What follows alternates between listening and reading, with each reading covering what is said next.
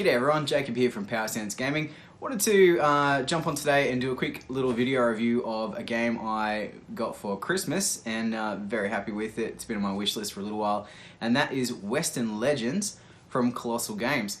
Western Legends is designed by, and I'm gonna pronounce this wrong so I apologize in advance, Avi Lemaitre, the designer, and he has done an amazing job. This game was taken to Kickstarter in January 2018 and raised just shy of $570,000 Australian, which is, well, what's that, 400,000 freedom dollars. Just an amazing effort, and I can understand why, having played it twice now, the game has so much going for it, and that's why I wanted to jump on this morning and give you guys a quick insight into why I think it's such a fantastic game. So a couple of details about Western Legends before we start. Western Legends is what we would call an open world board game, where basically you set up the characters, you set up the start, you're ready to go, and then the players are free to pursue whatever actions they want to do within the bounds of the game in order to achieve the objective. And in this case, it's to become a Western legend by doing legendary things and basically being that legendary icon of the Old West. Players can earn legendary points. I was lucky enough to, as I said, score this for Christmas off my Kris Kringle, which I was very happy with. And not only that, I got 2 expansions with it as well. So I got the base game of Western Legends, and I got the Good, the Bad, and the Handsome expansion, and also Fistful of extras. And these were Kickstarter stretch goals, which they've obviously released at retail, and we can come in and get them now ourselves. Western Legends is 2 to 6 players, it says on the box. The normal game is 3 to 6. The 2-player variant is really interesting. It incorporates an AI character, the Man in Black, who basically is a bit of an agent of chaos on the board, and it enables you to have more than one antagonist really facing you in the Old West in order to prevent you from becoming that legend that you seek to be. 3 to 6 players is obviously where it's designed at. I've played 2 games now, one with 6 players and one with 4 players, and I can tell you that there is a distinct difference. The more players you have get going in the game, what I found is that there was way more player interaction in the 6-player variant. And basically what that meant is that it was much more competitive for legend points, and the game was quicker. And that sounds really weird, that 6 players meant that the game went quicker. But in 4 players, everyone was kind of free to sort of do their own thing a little bit. And while I can see that there's an appeal for that, I think the game really shines when players are interacting. And I'll talk about that in a little bit more. Okay, so before we go any further, the first thing I should probably talk about a la PSG reviews is aesthetics. And my goodness, this game is just dripping with Old West charm. You can't get any better than the artwork, I think, in order to represent almost the pulpy nature of the period. It's not super detailed or super realistic or anything like that, but as I said, it's really thematic, and it's the kind of thing you think you'd pick up an old dime store Western novel or an old Western comic book, and you're going to see that type of artwork in there, and it just suits the game perfectly. The game itself, the components are pretty good. The miniatures used to play the game probably aren't the highest quality I've seen in a board game. That said, they're not terrible. I've seen much worse. They are the soft plastic, so they do bend a little bit. They're not going to snap at the ankles or anything like that. Totally fine for what you're doing here. If you are really keen, and I know we've had this discussion a little bit, is that you could absolutely 100% substitute the models in the game with some models from, say, Black Scorpion, who we use for our cowboy games, and they would fit perfectly. There's no need to really, though, unless you wanted to make it look as good as possible, then that's totally fine. Likewise with the counters and the little gold nuggies, they're totally serviceable. There's nothing wrong with them at all. The mining dice, the prospecting dice, however, are huge. They are some of the chunkiest dice I've ever had the pleasure of rolling. Not that that made any difference in me digging up gravel after a shovel full of gravel. So, but they are fun, and there's just something about having a nice weighty pair of dice in your hands to roll that really brings the game to life a little bit. While we're on aesthetics, I'd love to talk about the rulebook. It's really nicely laid out, really easy to follow. The first couple of pages have a big diagram, show you exactly how to set everything up and the starting procedures, and then it basically walks you through all the different kinds of actions. There's very little ambiguity in there. There's one thing that gets people, and that's their inability to notice commas, but once you get over that, you can get into it straight away. So it really works on that aesthetic level, that you feel like you're participating in an Old West game. Like it's definitely dripping there. Oh, special mention, the general store. You get a die cut card sheet with the general store. You can punch out, and actually it sits up at the edge of the table, and you can put all the cards in the general store. And it makes it really clear, it frees up a lot of space, and it's just that nice little touch that adds to the aesthetics. So well done on the general store, guys. Probably most importantly though is gameplay. So when you want to become a Western legend, the first thing you need to do is adopt a persona. And the way you do that is you select from the character deck, and I think I have, with the 2 expansions, 21 different characters. Everyone from Wild Bill Hickok to Jesse James to Butch Cassidy to Doc Holliday to Wyatt Earp, and basically if you think about the Old West, Calamity Jane, Annie Oakley, all those kind of characters are in there. And I think there's even more coming in the future expansions. If we could get Al Swearingen, I think I'd be a very happy camper. What I love about this is that each of the characters have their own sort of distinct personality that comes through in their abilities, and also through their story goals.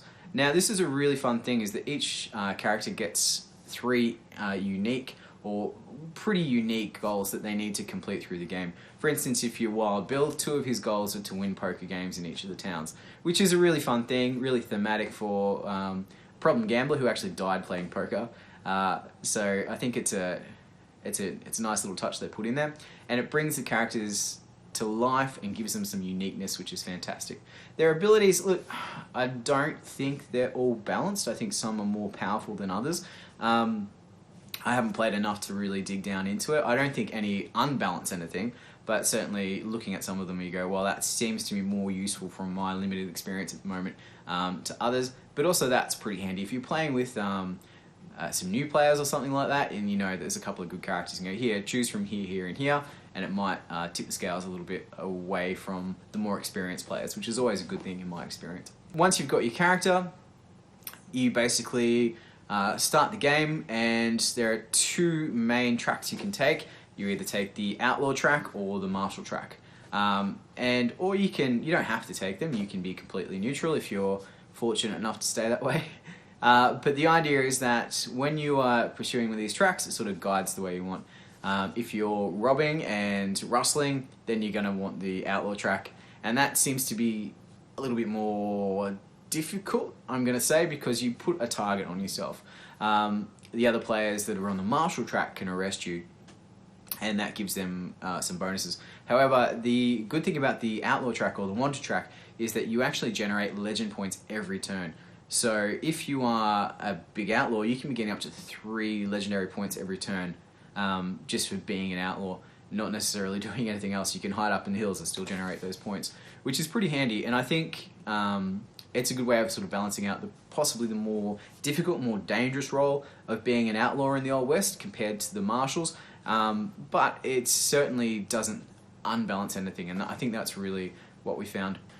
Okay, so when you're actually playing Western Legends, the way that you become a legend is basically by doing different actions in different places. So depending on your character, there's a whole range of things you might want to do, and this can range from gambling in the saloons by playing poker against other players and the house or the saloon itself. You can rustle or wrangle cattle between the cattle ranches and the train station. You can hunt bandits in the hills. You can rob other players. You can prospect. You can revel in the cabaret, which I think is a really nice way of putting it. You can duel in the streets if you want. There's a whole bunch of different things you can do in order to become the legend, and each of these has an associated legendary points that it earns. And a really interesting thing is the equipment you use to do it can enhance this as well. For instance, if you upgrade your Peacekeeper, you might get a martial point for arresting an outlaw, but you'll also get a legendary point too if you're using that named Peacekeeper in order just to build your legend in the Old West, which is a really fun, interesting way to bring some flavour into earning the victory points, if you will. The other thing that's really important in gameplay is hand management. The way a lot of the jewels and things are decided are by using poker cards. So each player has a hand that they need to manage. Higher cards are great, fantastic, but the cards aren't just for using to decide jewels or anything like that. There's also a few different things in there. They have bonus cards, which lets you do a little something extra when you use them in a duel or in a game of poker. There's reactions that allow you to obviously react to things that happen around the board, and there's also actions that you can use as a standalone action. For instance, you might play determination as an action, which gives you 2 extra action points, which is a really interesting way to tie in managing a hand of cards, and again keeping that Old West feel. Like the cards are beautiful themselves and very thematic, but also a really interesting way of making sure that you are keeping an eye on what's going on around the board. What I love is that the more wounds you take, the less cards you have in your hand, so the less options you get. I think that's a really interesting way to structure it. There's no death in the game. You can't die. You just really struggle with only ever having 2 cards maximum in your hand. So healing yourself is as simple as going to the doctor's surgery and spending an action there, and $10. So it's not like you're ever out of the game, but it can be a bit debilitating until you have the time and resources to patch yourself up. Another key aspect of the game is obviously moving around the board and being in the right place at the right time. And something I found in my last game was always staying 4 steps away from the sheriff, who had a really nasty penchant for locking me up. So knowing where everything is around the board and being able to move around it efficiently is really key. Getting the upgraded Mustang is almost a must-do early on to get you 5 movement points to just really zoom around the board. And it's not a huge map, but there are plenty of ways to get around it. So it's definitely worth taking time and exploring different locations and doing the different things to find out what you think works well for you and for your character. I think if I want to sum up Western Legends, one of the things that I really love about it is just the options. There's a real freedom it feels to construct your story the way you want the legend to play out, and I think that's super liberating in a board game where a lot of the times it's very prescribed, the actions that you have to take. And I think this has really made me want to explore other open world games. A few little criticisms. I mentioned that the miniatures themselves aren't great. That's about the only component let down, I think. And I think a really interesting thing that's come up with this is the players that you're playing with can determine the type of game that you have. When we played the 6-player game, there was lots of player interaction.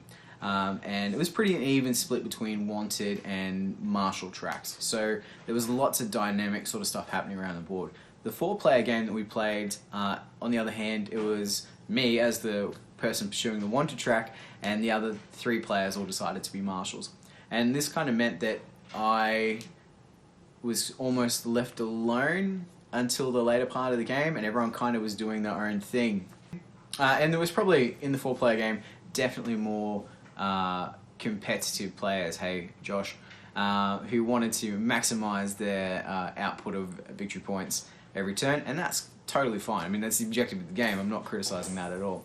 But it's very interesting if you're playing with a group of players who are playing for a narrative sort of experience and they want to tell the story versus a bunch of players that are playing to win. So I think you've got to pick your players carefully and make sure that there's a tone set at the start of the game, whether you're going hard or whether you're going to have some fun.